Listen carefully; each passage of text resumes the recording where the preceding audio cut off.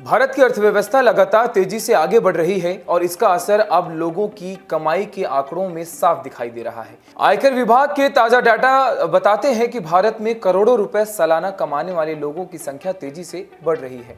उदाहरण के तौर पर 10 करोड़ रुपए से ज्यादा सालाना इनकम दिखाने वाले टैक्स पेयर्स की संख्या पिछले साल की तुलना में 73% बढ़ गई है।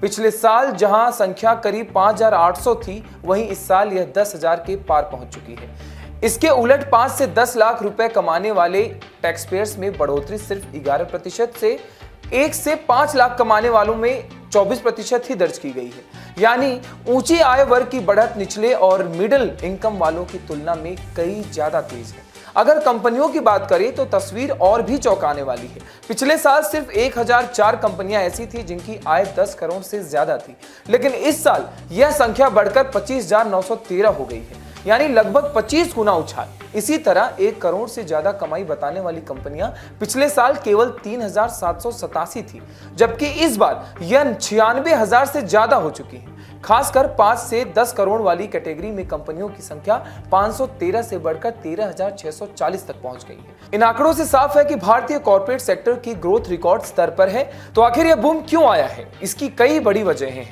सबसे पहले भारत का स्टार्टअप इकोसिस्टम तेजी से उभर रहा है। देश में लगातार ऐसे स्टार्टअप खड़े हो रहे हैं जिनका वैल्यूएशन अरब डॉलर से ऊपर है। दूसरी वजह है शेयर बाजार। पिछले कुछ सालों में रिटेल निवेशकों और बड़े निवेशकों दोनों को शानदार रिटर्न मिला है। तीसरी वजह है मैन्युफैक्चरिंग और एक्सपोर्ट सेक्टर की मजबूती।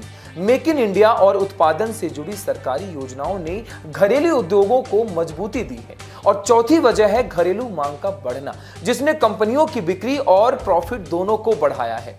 इस बदलाव का असर अब बाजार और समाज दोनों पर साफ नजर आ रहा है। लग्जरी कारों, हाई एंड प्रॉपर्टीज और प्रीमियम रिटेल मार्केट में तेजी देखी जा रही है। टैक्स कलेक्शन बढ़ने से सरकार के पास भी वेलफेयर स्कीम्स और इंफ्रास्ट्रक्चर पर खर्च करने के लिए ज्यादा संसाधन मिलेंगे। हालांकि इसके साथ एक चुनौती भी खड़ी हो रही है, आय असमानता।